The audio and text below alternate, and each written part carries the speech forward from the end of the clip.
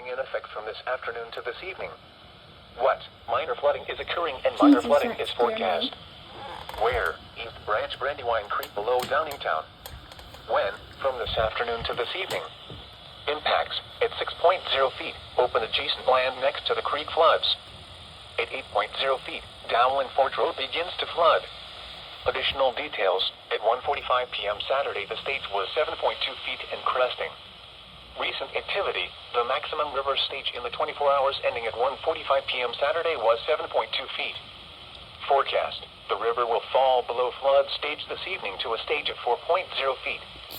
Flood stage is 7.0 feet. Flood history: this crest compares to a previous crest of 7.2 feet on March 1st, 2021. http://www.weather.gov/safety/flood.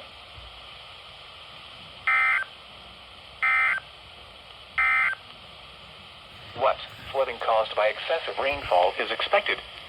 Where? Portions of northern Delaware.